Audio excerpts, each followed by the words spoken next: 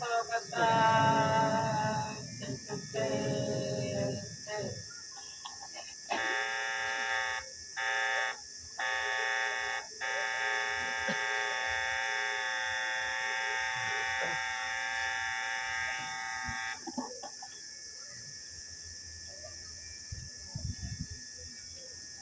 સ્વાગત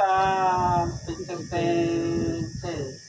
આજે આપણે અહીંયા અંબાપાડા ગામે આ પવિત્ર સ્થળ પર ભેગા છીએ. આપણે તો આપણને ભેગા કરનાર કોણ છે તેમને આપણે થોડોક ઓળખી લઈએ, જાણી લઈએ અને તેમને આપણે વિવેક વિનય કરીએ.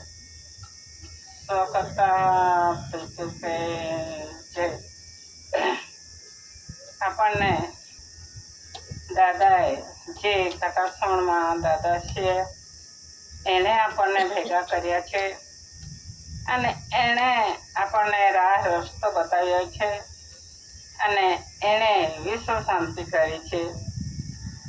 તે થોડુંક આપણે જોઈ લઈએ અને તેમાં દાદાને વિવેક કર્યો. પછી એમનો કુટુંબ પરિવાર છે એમને પણ વિવેક કરીએ.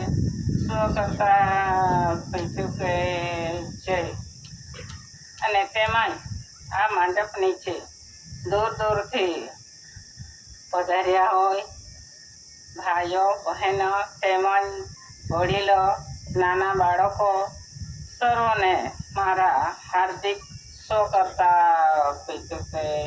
છે. આપણે પ્રથમ તો આપણે કેમ આ મુઠ્ઠી વાળીને કેમ સો કરતા પીચુકી જે બોલતા છે, પ્રથમ બોલતા છે. એકબીજાને આપણે મળીએ ત્યારે બી આપણે મુઠ્ઠી વાળીને સો કરતા પીચુકી જે કહેતા છે એના મતલબ શું અને કેમ આપણે આવો શબ્દો વાપરતા છે એમનો પણ દાદાએ ખુલાસો કરેલો. એટલે સ્વ એટલે જે આવાજ કરે છે પોતે, એ શ્વાસ નીકળે છે એ સ્વ પોતે, અને કરતા એટલે જે આ સૃષ્ટિ રચનાર અને એના પર પ્રત્યેક જીવને મોકલનાર, તે બનાવનાર એટલે તેનું નામ આવે છે. કરતા એટલે કરનારો, જે સર્જનહાર પિતા છે એમનું નામ લેવાય છે. અને છેલ્લે જોઈ કેમ બોલતા છે, જ્યારે આપણે આવતા છે ને જન્મ લેતા છે તે વખતે આપણી માએ 10 મહિના સુધી આ ગર્ભમાં પેટમાં રાખ્યા અને પછી આપણને મુદત પ્રમાણે અંદર રાખ્યા અને પછી બહાર કાઢ્યા. એટલે જે આપણા માં છે ને એણે આપણને જણ્યા છે એટલે જન્મ આપ્યું છે તેનું નામ આવે છે. એટલે સ્વ કરતા પિતુકીએ જય એમ આપણે બોલતા છે. અને કેમ મુઠ્ઠી વાળીને વિવેક કરતા છે. આ મુઠ્ઠી જ્યારે આપણે આવતા છે ને આ ધરતી માતા પર માના પેટમાં એ બહાર આવતા છે ત્યારે જ્યારે આપણે માતાએ જણ્યા છે અને બહાર કાઢ્યા છે તેનો નમૂનો છે ભાઈ. તો જ્યારે આપણે બહાર નીકળતા છે અને ત્યારે છોકરો કે છોકરી આવે છે તે આ રીતે મુઠ્ઠી વાળીને જ આવે છે.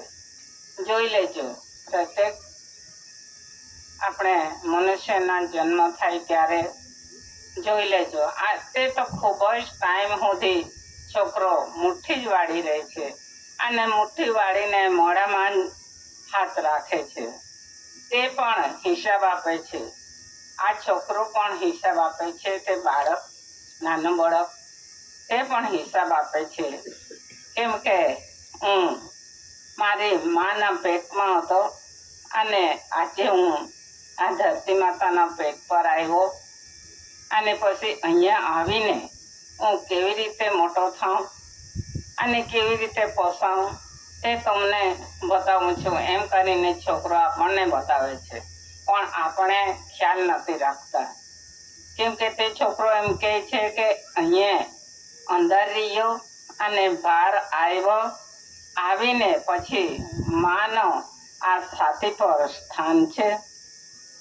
એ સ્થાનમાં જેમ આપણે અંગૂઠો બતાવતા છે ને તે રીતે આપણો ખોરાકનો એ પ્રતીક મૂકેલો છે. તે આવીને આ અંગૂઠા બરાબર હું માતાનું દૂધ પીઉં છું અને પછી મોટો થાઉં છું અને મને દૂધ પીવાથી શક્તિ આવે છે અને દૂધ પીવાથી મારું શરીર પોસાય છે એમ પેલો છોકરો પુરવાર કરે છે. પણ આપણને ખ્યાલ નહીં મળે એટલે દાદાએ આપણને આ રસ્તો રાહ બતાવી. આ રીતે આપણે જન્મેલા છે એમ કરીને, તેથી કરીને 100 કરતા પીતુકી જય આપણને આ એકે જય જય એટલે આ કુદરતી પ્રાર્થના કહેવાય છે. આ રીતે આપણે આવ્યા છે અને ક્યાંથી આવ્યા એ પણ દાદાએ બતાવ્યું છે. ક્યાંથી આવ્યા? ચાલો આ માના પેટમાં આવ્યા, પણ ક્યાંથી આવ્યા તે પણ દાદાએ બતાવ્યું છે. જે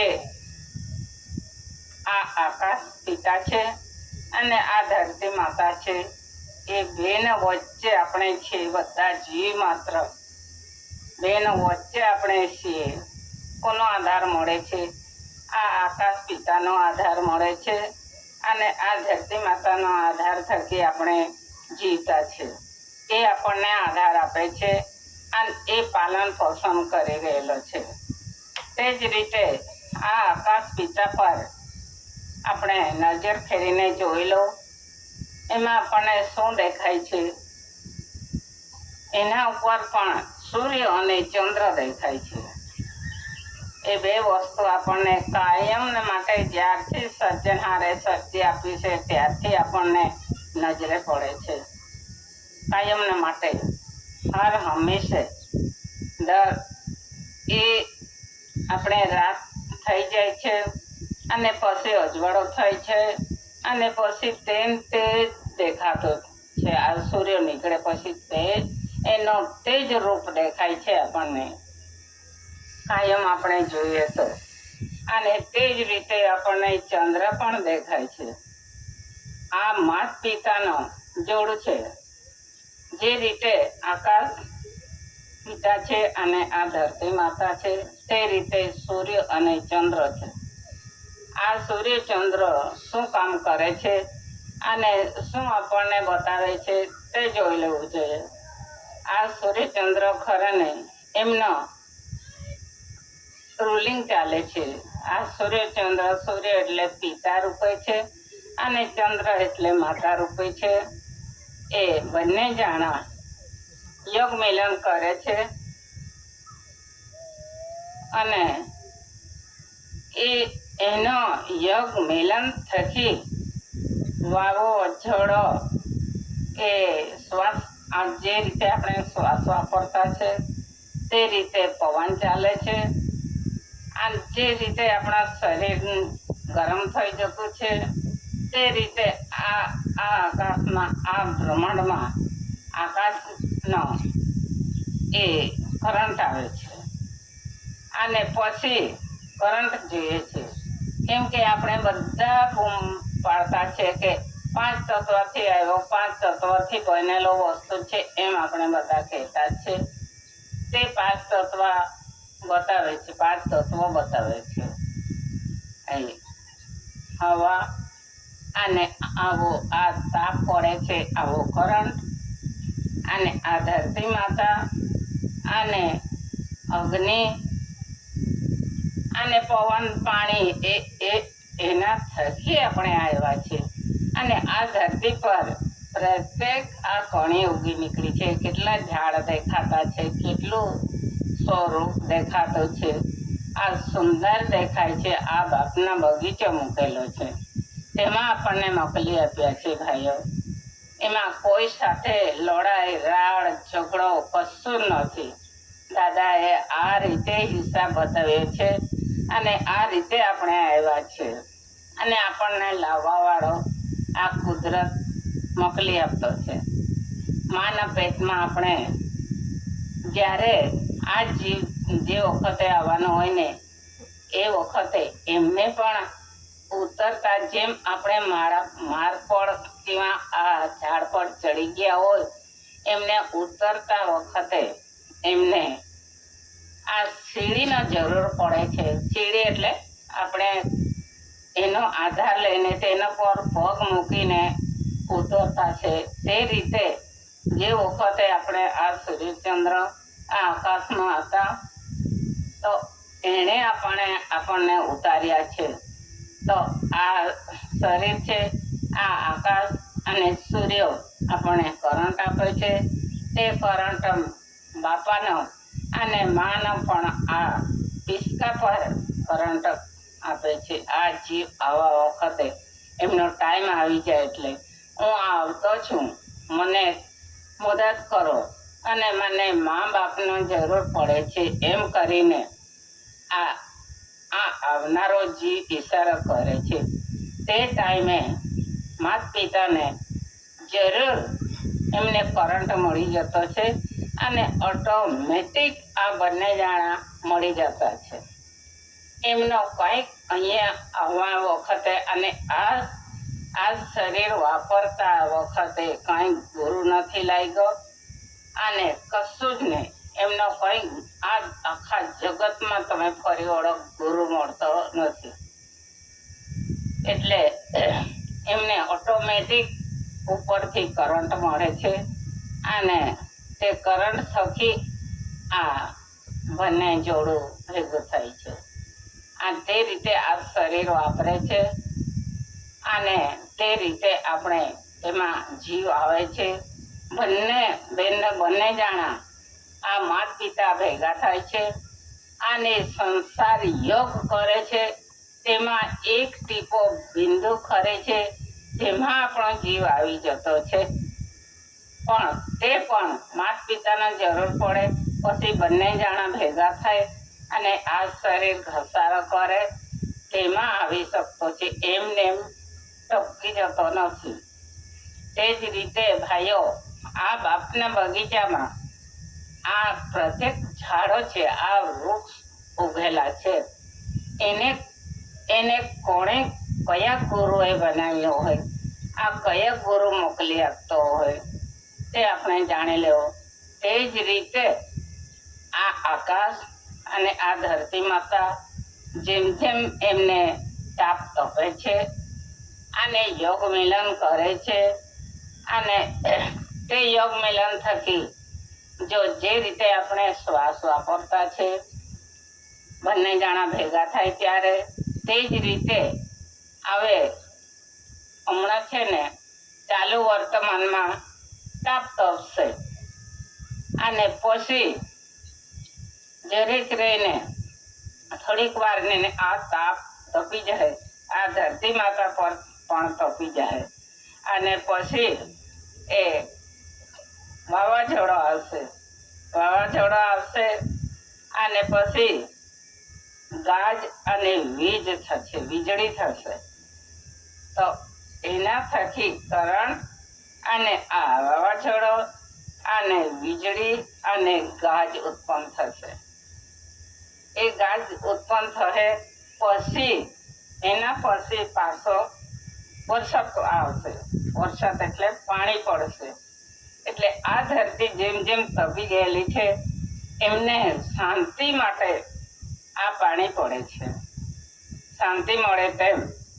એટલે જો વરસાદ આવી ગયો હોય એકદમ શાંત, આખો બ્રહ્માંડ શાંત થઈ જશે અને એમાં પ્રત્યેક જીવ ઉત્પન્ન થઈ જશે.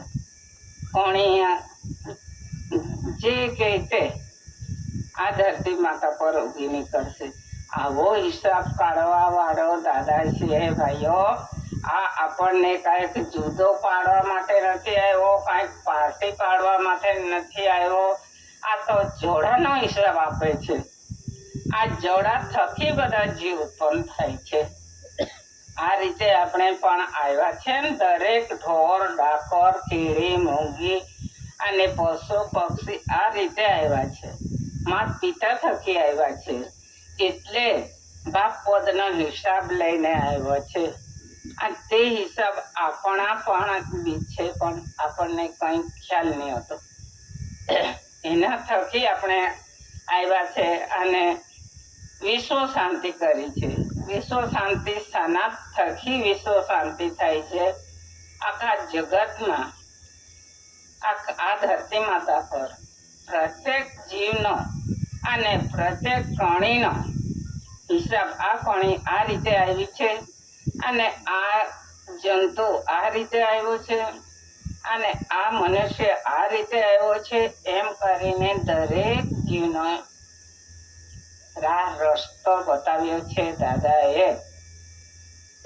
એના થકી આ ચોપડા છે. આ ચોપડામાં પ્રત્યેક ચોપડામાં હિસાબ છે.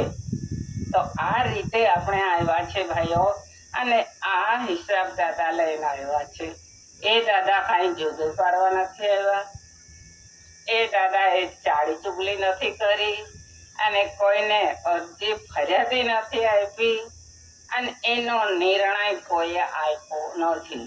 એ પોતે દાદા એ લાવ્યો છે અને પોતે ખુલાસો કરે છે. જ્યારે વિશ્વ શાંતિ ક્યારે થાય છે? આખા વિશ્વનો આ હિસાબ આપીએ છે અને આપણને કેવી રીતે શાંતિ મળે છે તે જોઈ લો ભાઈઓ. આ કણી છે, આ પવિત્ર કણી છે. એ કણી જોઈ લો. પ્રત્યેક મનુષ્યને આ કણી સિવાય ચાલતું નથી. આ કણી હાંજ સવારે આપણને કણી જોઈએ છે. તો આપણે આખો દિવસ સાંજ સુધી આપણે ખાવાનું નહીં મળતું હોય તો એકદમ કમજોરી થઈ જતા છે, અકળાઈ ઉઠતા છે. આપણા પેટમાં કેવું લાગતું છે. અને આપણને આ કણીમાં 5 તત્વ ગોઠવેલા છે. કેમ કે આવો ટોપ લીધો છે અને એ હવા ચાલે, હવા જળ બી આમાં સમાયેલું છે. અને જ્યારે ઠંડી આવે, આખલી ઠંડી પડે છે, તે ઠંડી પણ એ આ કણીમાં સમાવેશ થયેલી છે. અને વાવાઝોડું, દરેક આ 5 તત્વ એ આવે ને તેમાં રીબાઈ રહેલી છે આ કણી. અને તે કણીનો આધાર લઈને આપણે જીવતા છે. એટલે આપણે પણ 5 તત્વથી બનેલા છે. કેમ કે આ કણીનો જરૂર પડે છે. તો આ કણીને ઓળખી લેજો. દાદા એમ કહેતા હતા કે હું આને કણી સાથે આવ્યા છે અને સર્જનહાર બાપે સાથે મોકલી આપ્યા છે એમ કહેતા હતા. તો ખરેખર તો મને ઓળખી જાઓ, પછી કણીને ઓળખી જાઓ એમ કહેતા હતા. તો આ કણી થકી આપણને શાંતિ મળે છે ભાઈઓ. આ શરીર છે એ પણ વિશ્વ છે. એના થકી આપણને શાંતિ મળે છે. કણીને પાણી થકી. કણીને આપણે ખાઈએ તો આપણને કેટલો અકળાટ થાય છે. મને ભૂખ લાગી છે, ક્યારે મને ખાવાનું મળશે, ક્યારે હવે ખાવાનું મળતો તો હું ખાઈને પછી આ કેટલે સુધી હું ચાલતો જ નીકળી જતો, પણ હવે તો નહીં ચલાવે એમ આપણે કહેતા છે ભાઈ. એના થકી આપણને આ શાંતિ મળી છે આ શરીરને. અને આ વિશ્વમાં કેવી રીતે શાંતિ, વિશ્વ શાંતિ કેમ દાદાએ કરી છે કે દરેકનો હિસાબ આપ્યો છે. દરેક આ ઝાડ કેવી રીતે આવ્યો, આ બકરું કેવી રીતે આવ્યો, ઢોર કેવી રીતે આવ્યો અને મનુષ્ય કેવી રીતે આવ્યો, એનો પ્રત્યેક જીવનો રસ્તો આ રસ્તે આવ્યા છે અને આ રસ્તે જતા છે એમ કરીને દાદાએ બધું આંગળી ચીંધી ચીંધીને બતાવ્યું છે. એટલે વિશ્વ શાંતિ. પછી આ તંત્રવાળાએ બી એ શાંતિ કે માન્યતા રાખી છે તો ખરેખર આ હિસાબ ખરેખર છે આપણા શરીરમાં હાડકો, ચામડો, લોહી, પાણી કેવી રીતે ગોઠવાયું તે પણ દાદાએ બતાવી દીધું. એટલી વિશ્વ શાંતિ કરી છે. અને આ કણી એ આપણો જીવને શાંતિ આપે છે. આ કણી એના સિવાય બીજું કોણ આપણને શાંતિ આપે છે તે કોઈક ભાઈઓને બહેનોને કંઈક બીજું શાંતિ આપતો હોય ને તે પણ અહીં રજૂ કરો, બતાવો તો ખરેખર એના બદલે તેમને બી માનીએ આપણે, પણ એના થકી જ આપણને શાંતિ મળે છે. એવું દાદાએ બતાવ્યું છે. ભાઈઓ, આ જંગલ ઝાડીમાં આપણે કેટલો સુંદર બગીચો દેખાતો છે, એમાં આપણે આવ્યા છે.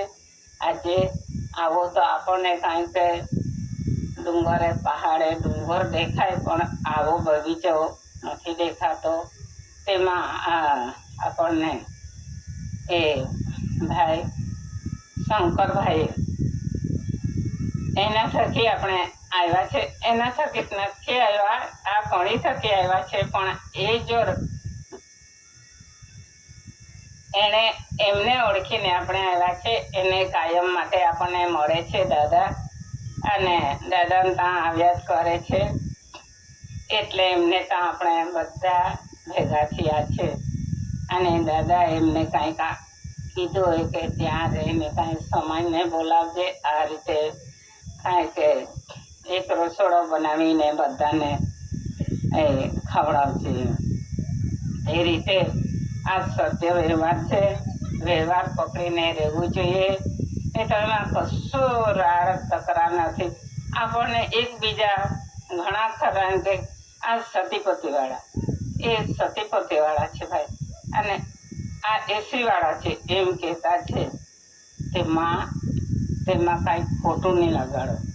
ખરેખર અરે ભાઈ, જાણતા છે, જોતા છે એટલે આપણને એવું કીધું. એમાં શું ખોટું લાગે? હા, આ સતીપતિવાળા ખરેખર સતીપતિવાળા ઉમા બાપુવાળો છે એટલે તે સાચું જ બોલ્યું એમ તેમને વિવેક કરજો. હા, એવું. અને એસીવાળા, ચાલો ને ભાઈ, હા અમે એસીવાળા. અને ભાઈ તમે હનાવાળા એમ પૂછી જોજો. અને આપણે સતીપતિવાળા તે હા ભાઈ અમે સતીપતિવાળા. તમે ભાઈ હનાવાળા તે તમે બી હિસાબ આપો. સતીપતિવાળા એમ કે ને હા ભાઈ તમે ખરેખર ઓળખીને કીધું એમ કહેવાનું, પણ ખોટું નહીં લગાડવાનું. સાચું, કેમ કે આપણે મા બાપ વાળા છે એટલે સાચું જ કીધું એટલે કીધા એમ. આ સતીપતિવાળા સતી એટલે આપણને જન્મ આપનારી, આ પેટમાં લઈને ફરનારી, સેવા ચાકરી કરવા વાળી, ઝાડો પેશાબ સાફ કરવા વાળી એ સતી માતા, આપણી માં. એટલે આપણે સતીવાળા.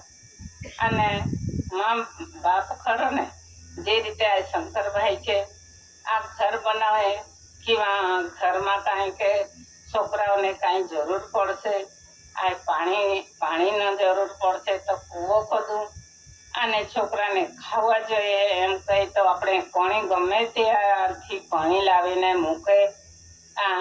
તે પતિ કહેવાય છે. એટલે આપણે સતીપતિવાળા ખરેખર સતીપતિવાળા છે ભાઈઓ. અને એસીવાળા એમ કે ટૂંકમાં કહેવાનું, આપણને લાંબુ હિસાબ નહીં આપતા આવડે તો ટૂંકમાં કહી દેવાનું. આ એસી એટલે આકાશ, સી એટલે ધરતી, એના વાળા છે ભાઈ અમે. ખરેખર તો તમે સમજીને કહેતા છે, બહુ સરસ એમ કહેવાનું. તેમને ઉલટું શાબાશી આપવાનું અને વિવેક કરવાનો. આ રીતે આપણે આવ્યા છે ભાઈઓ. એમાં થોડું ખોટું લાગે. અને જે છે ને અહીંયા પોલીસ, પટેલ અને જે આવે તે બધા આપણે ભાઈ બહેનો છે. અને બધા આપણે સતીપતિવાળા છે, કેમ કે બધા મા બાપ વાળા છે. એટલે એવું માનીને સમજીને આ ધરતી માતા પર આપણને સર્જનહાર બાપે મોકલ્યા છે. એક સંપ રાખીને આ આ આરતીમાં આપેલું છે. આરતીમાં છે ને સાધુ સંત और हंस मिलन चाह रे गवानी. अरे बापा, અહીંયા સાધુ થઈને બી રહેતા છે અને સંતો બી રહેતા છે અને બધા જ મળીને ચાહો ગવાની. આવા ગવાન એ ચાહો એટલે જાણી લો, આવવાનું જવાનું તે જાણી લો, બધા આપણે એક છે. પણ છે ને હું આ રીતે પ્રાર્થના કરું અને કોઈ આ રીતે પ્રાર્થના કરે, આટલું જુદું છે ને તો બધા આપણે એક જ રસ્તે આવેલા છે અને એક રસ્તે જવાના છે. આ રીતે આપણે આવતા છે ભાઈઓ. તો આપણે હળી મળીને જીવવાના છે. કેમ કે આ જીવ છે, આ જીવ એકલો આવ્યો છે. જે વખતે આવવાનો વખતે કોઈ હંગાત લાવ્યો નથી, એકલો જ આવ્યો છે. જ્યારે જન્મ વખતે એકલો જ પોયરો આવે છે. અને કોઈનો જો તરત આપણું કોઈ બેનનો 2 છોકરા બી આવતા છે, 2 છોકરી અને છોકરો આવતો છે. તે કેવી રીતે આવતો હશે? પણ એકલો આવે છે, મોટે ભાગે એકલો જ આવે છે. અને અમુક બેનને 2 છોકરા છોકરી આવતા છે. તે ટાઈમે આ જે વખતે આ માતાના ગર્ભમાં જે વખતે મેન્થલી આવે છે એનો ભેજ પછી આ પૂરું થાય 7 દિવસ 5 દિવસમાં બેન માથું ધોવે છે અને પછી એ બંને જણા ભેગા થતા છે. તો પછી માથું ચોખ્ખું કર્યું અને પછી 7 દિવસ સુધી તે ભેજ રહી છે. તે ભેજમાં આપણે જે રીતે આ ધરતી માતા પર વરસાદ વરસે છે અને પાછો થોભી જાય છે અને સુકાઈ જતો છે, પણ અંદર ભેજ રહેતી હોય. તે ભેજમાં આપણે આ કણીનો દાણો ખોદીને રોપી દેતા છે તો તે દાણો જરૂર ઉગી નીકળતો છે.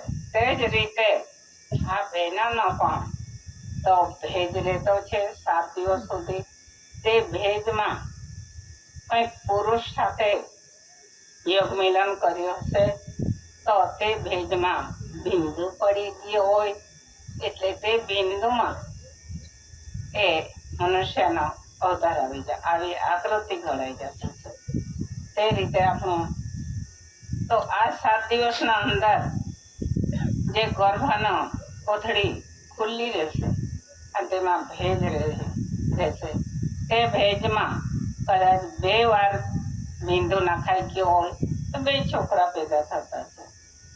આ રીતે આપણે આવતા છે ભાઈ. એનો બધો ખુલાસો દાદાએ કરી ચૂક્યો છે.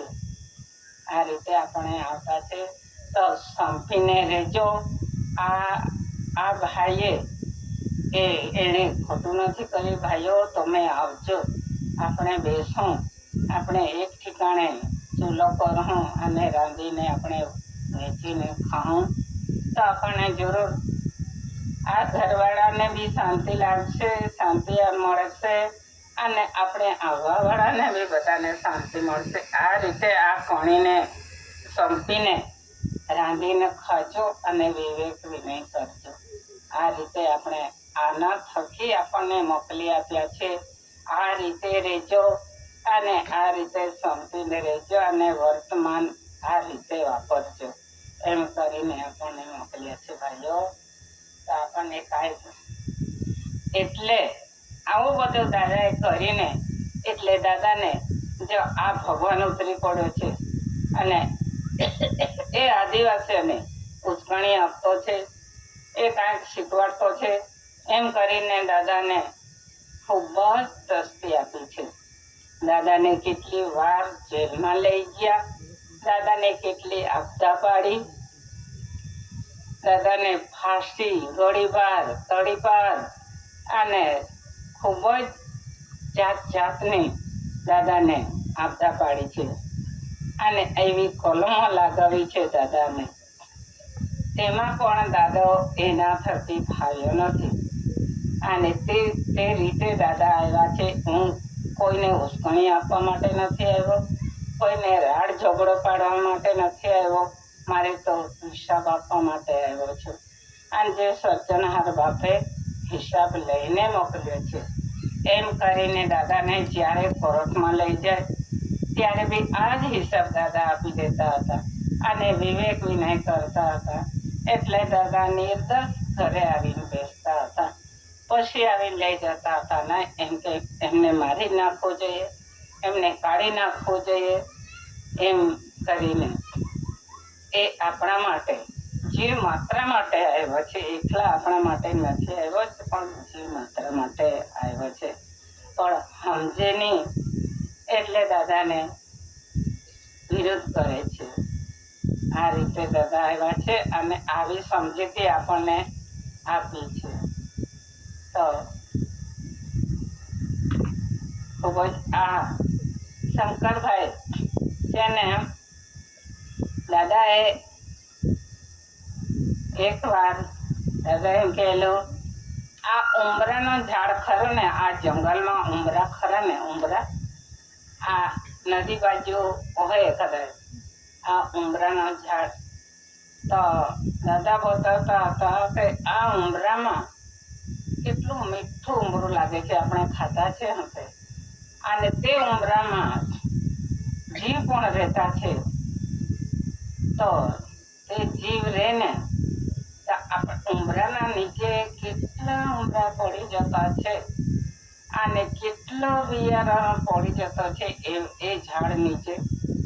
પણ ઝાડ નીચે ઉંબરાનો ઝાડ ઉગતું નથી. એ ઉંબરો ફળી જોજો, પાંખ વાળું જંતુ મળે છે આપણને. અરે ભાઈ, નીચે પડતા ને હાથે એકલા પવનમાં ઉડી જાય છે. આ જીવડા ઉડી જાય અને ખૂબ જ દૂર જઈને પછી તે નીચે પડી જતું છે. એ બી જોઈને જગ્યા જોઈને પડતો છે. આવો પાણીનો કાંઈ તે નસ હોય ને ત્યાં પડીને ત્યાં ઉગતો છે. એવો મારો જીવ, મારો બીજ એટલે દૂર જઈને ઉગતો છે એમ કહેલો દાદાએ. તો આજે આપણને તેવું જ લાગે છે. આવા જંગલમાં શંકરભાઈ અહીં રહેતા છે. એમને કોણે ઈશારો કર્યો હોય દાદાને તો આવવાનો, અને એમને કોણ લઈ ગયો હશે? આટલે દૂર સમાન તૈયાર થઈએ તો આપણને નવાઈ લાગે છે. દાદા કાર્ય કરતા શ્રવણમાં અને આવા જંગલમાં આવા આપણા સગા રહેતા છે. કેટલો એ અજબની વાત છે ભાઈ, અજબની વાત છે. એ જરા જાણી લેજો, જોઈ લેજો. આટલું કહીને હું બેસું છું. સ્વ કરતા